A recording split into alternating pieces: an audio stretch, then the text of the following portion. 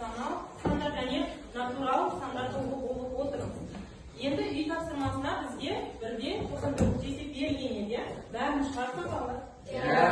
Бәрін шығарған болса, қазір өзін-өзі бағалау, яғни әркім өз тапсырмасын өзі тексеріп шығады. Қазір мына жерде үй тапсырмасын шығарамын. Әрқайсымыз өз тапсырмаларымызды тексеріп көрейік.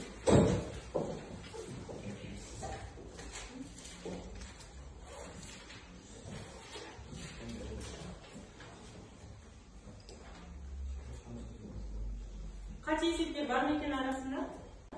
Жоқ. Жақсы, керемет. Жоқ. Рационал тобында да барлық балалардың есептері дұрыс екен. Яғни өз-өздеріңізге баға бердік, иә?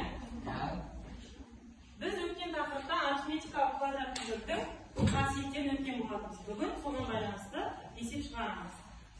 Енді біз осы арифметикалық квадрат түбірдің қасиеттеріне тоқталатын болсақ, қайталап өтсек.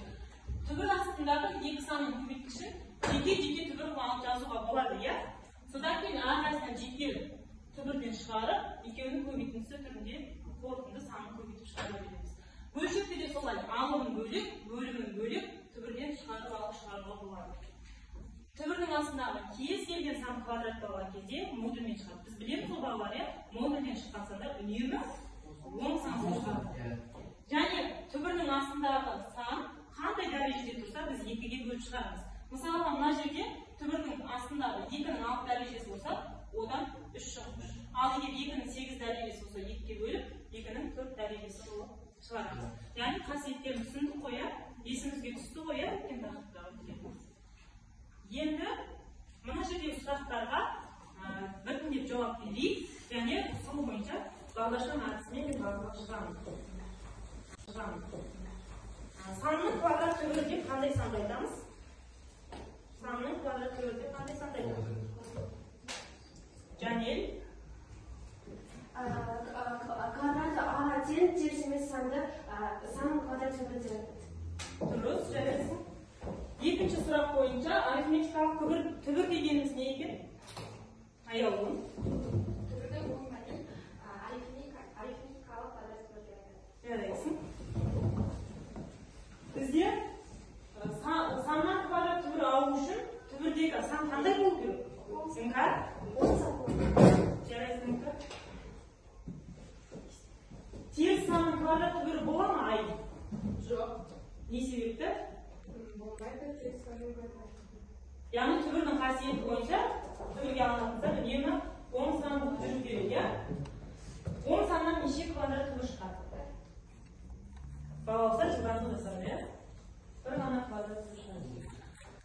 Арифметикалық квадрат түбір белгісінің басқаша атауын қалай атайтын едік?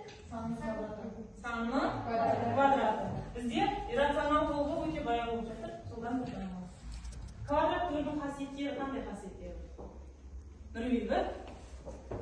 түбір астындағы А анықтау болса, ол нөлден төшексіз дегенде, түбір астындағы А әрдайым нөлден үлкен болады, яғни түбірдің мәні ол теріс саннан үлкен болады. Үшінші қасиеті ол x квадрат тең А, теңдеуінің екі шешімі бар.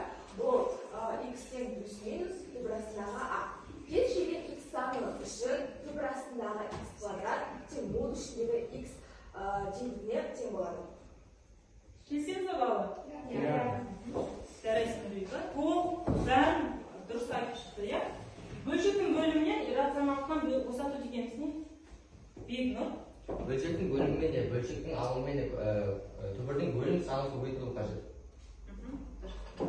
Яғни бөлшектің бөлімін соның түбірлесіне көбейтіп шығады екенбіз. Жақсы, есімізге түссе, ары қарай сабақта жалғастырамыз. Бізде тация деген ойынды білеміз бе балалар? Яғни белгілі бір қағаз қиындыларынан біз санның, мысалы иррационал, рационал және натурал сан толып отырмыз ғой. Сол осы жиындарға, сандар жиынына қандай сандар жататынын құрастырып шығуымыз керек. 3 топқа бірдей тапсырма. Қазір мына алдарыңызда тұрған ақпаратқа ретімен жапсырып шығамыз.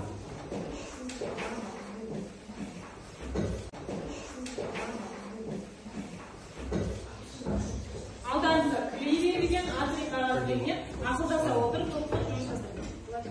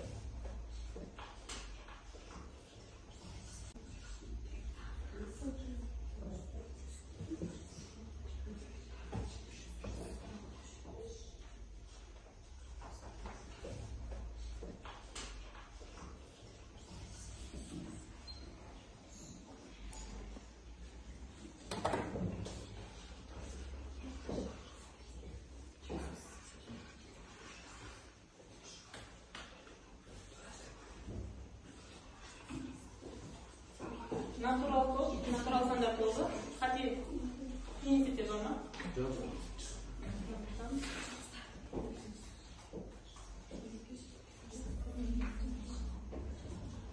Artık bir sistem verilmeye, size rasyonel bu bayrak salva tayyor oldu. Al.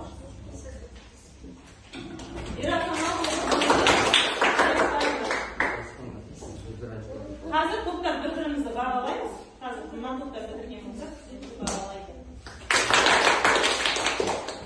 Bir bağdan bir bağlayız.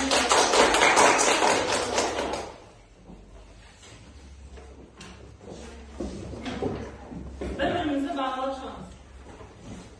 Bitirgenimiz, bitirgenimizi şuradan ki öz bağlamızı geliştirebiliriz.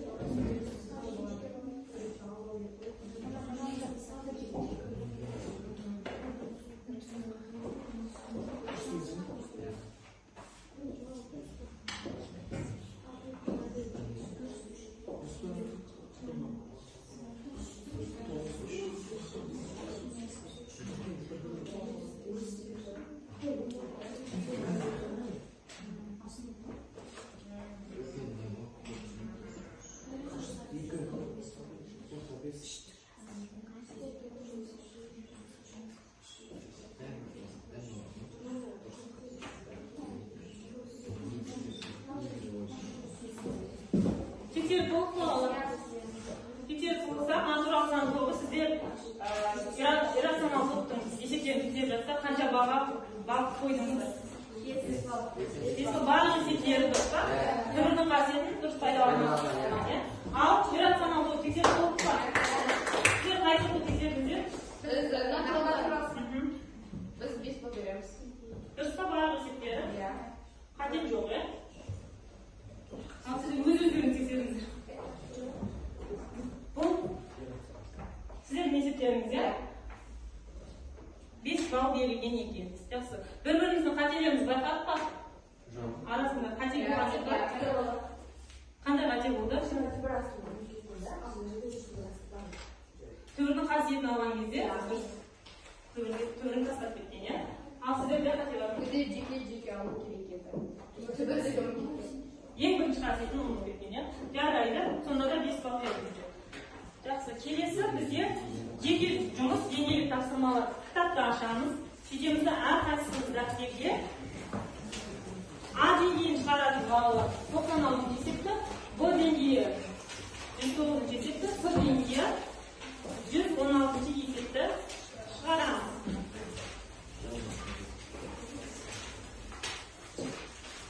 Әр есепті 6 есептен шығарып, болған оқушылар өз-өзімізді бағалаймыз. Балдық бағалау жұмысын жасаймыз. 6 есепте 6 бал жинақтауымыз керек.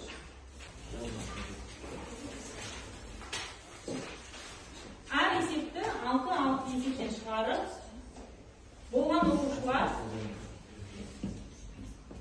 өз-өзімізді бағалаймыз. Балдық бағалау жұмысын жасаймыз. 6 есепте 6 бал жинақтауымыз керек.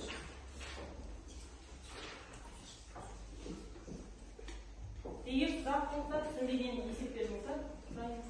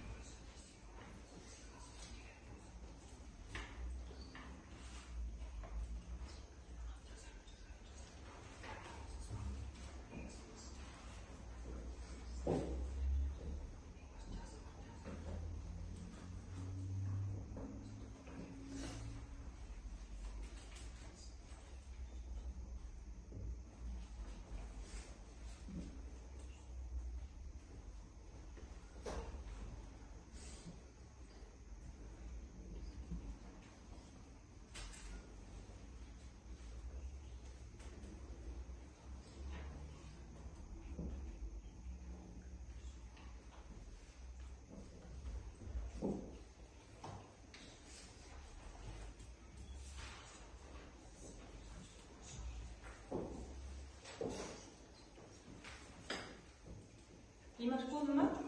Натуралық сан тобында бір екен. Енді біз барлықтарымызда телефон бар ғой, иә? Телефон алып болған оқушылар QR код арқылы өз деңгейімізді бағалаймыз. Мысалға, А деңгейі болсаңызда QR кодты А деңгейін басып, өз есептерімізді тексеріп шығамыз. Сол бойынша балдық баға қоямыз. Тағы қай топтан өтті? Барлықтарыңыз бітірдіңіздер, иә? Әркім өзінің деңгейі бойынша барлық есеп жүргізеді, дәптерге қорытынды балын қойып қоямыз. 6 есептен 4 есеп дұрыс болса, 4 балл деп дәптерге өз-өзімізді бағалап қоямыз.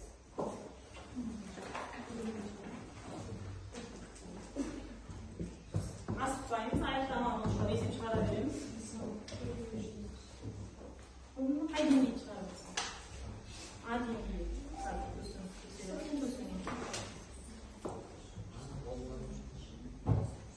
Жалпы бір топ, бір телефонмен тексерсеңіздер де болады.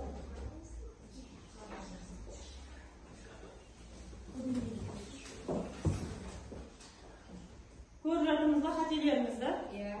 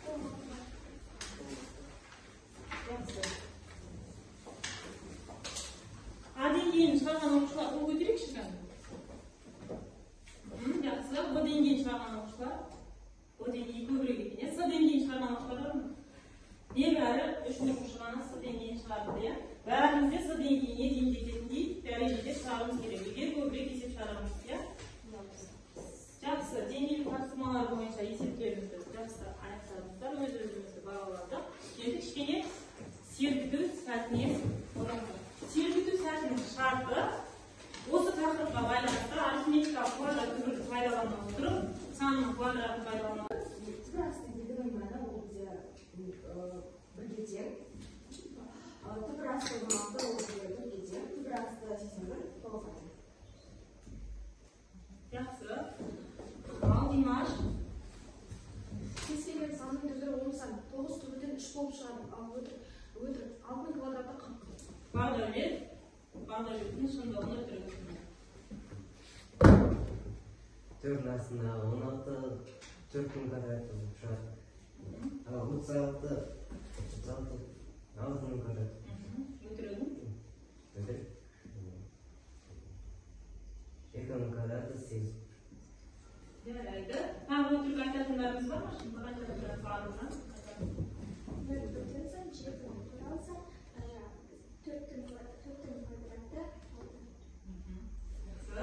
Жәнерге? 484 түбірде 484 түбірде 28 болып шығады. 29-дің квадраты 729,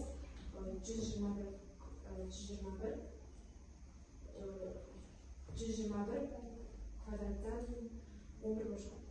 Жақсы. Ал Бағдарлет? Шындық 25 түбірде 5 болып шығады. 7-ның квадраты 49, ал бір өтірік 5-ның квадраты 26. Мадина? 12-ның квадраты 149, 44, 8-ның квадраты 64, 2-ның квадраты 3. Жақсы. Сәл немесе сергідік па? Енді келесі сабақ өткен кезде сергіп түсетін жылдан ойнайды, иә? Енді жүктік жұмыс. Әрқайсымыз жанымызда отырған оқушылармен бір-бір жүк болайық. Содан кейін мен қазір қаратқан есептерді ақылдаса отырып жүгімізбен бірге шығарамыз. Мына жерден бөлісіп аламыз. Осы берілген парақтарға орындай береміз. Екеуден бөлісеміз.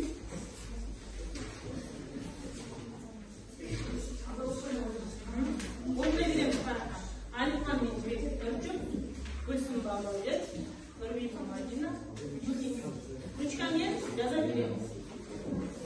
Осы параққа шығарайық.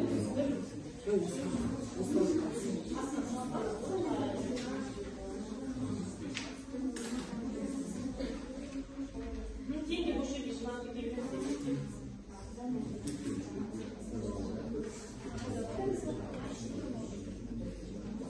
Мына жердегі пайда болған сандарды мысалға 0 0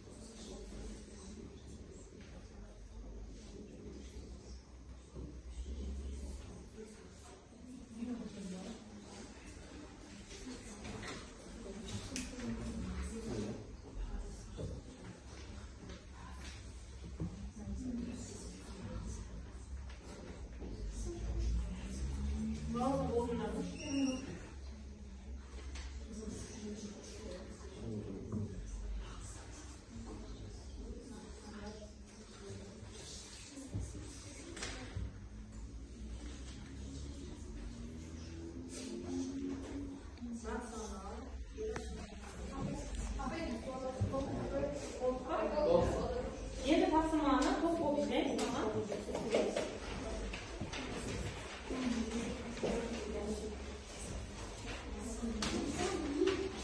Bu kalplaştırışı bağlı, strüktürünün berilgen, ya. Aslında kalıplara say жұмыс істеп қоя алады, ya. Иә. Дискриптор бойынша өзіңіз қалды. Әрқайсының қасиетін пайдаланады. Бізде ең бірінші аяқтаған натурал сан тобы және иррационал. Рационал сан тобында әлі орындалмаған екі оқушы бар екен.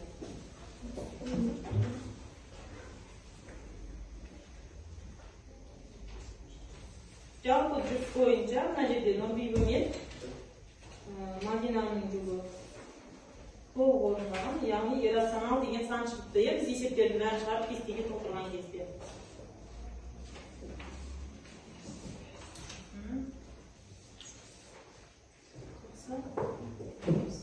Бұл әдеттегідей сабақта орындап жүрген қалыптастырушы бағалы тапсырмалары болған.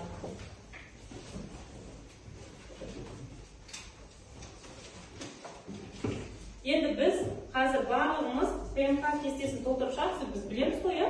Әр сабақ сайын үнемі ПМК кестесін толтыратын еді. Бәріміз бір-бір кестеден алып, осы кестені толтырып шығарайық.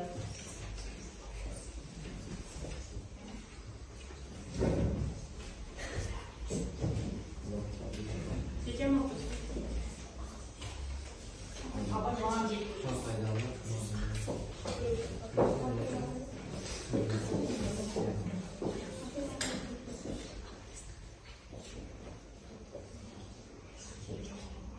Асықпай толтырып шығарамыз. Бүгінгі сабақта яғни бізге ұнаған нәрсе не?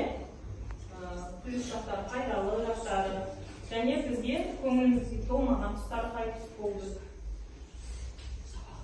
Ұнамаған тұстарын жазамыз және қызықты бізге қандай ақпарат қызықты болды бүгінгі сабақта соны жазып шығамыз.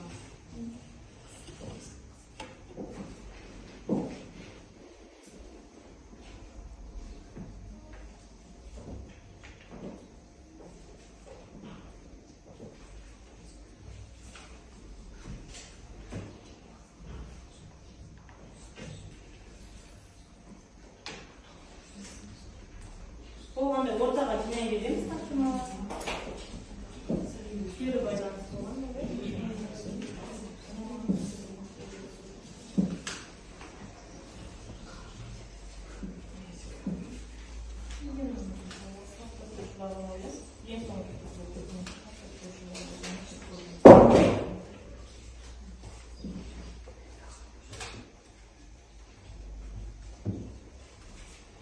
Сабақта бәрі оңаған секілді мен сынанады натып ештеңе жазбапты.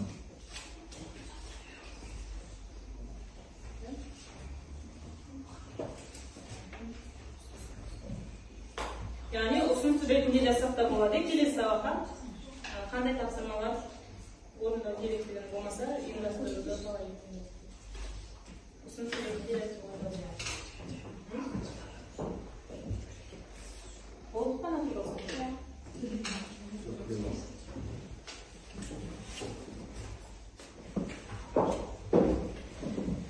Жалпы бүгінгі сабақта біз екі топтық жұмыс жасадық, иә?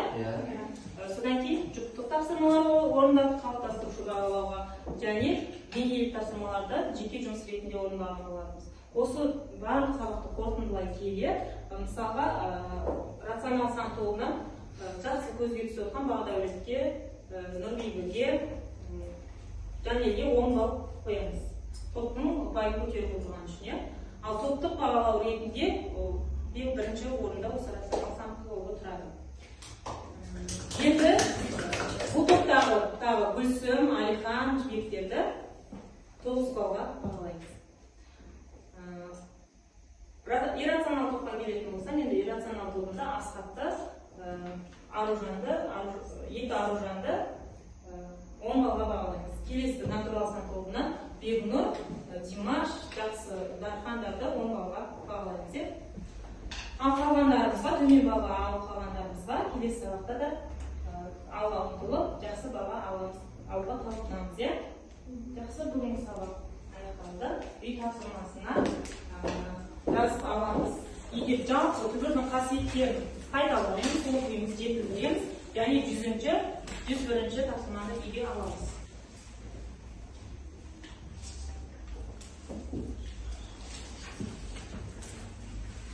Сабақ аяқталды.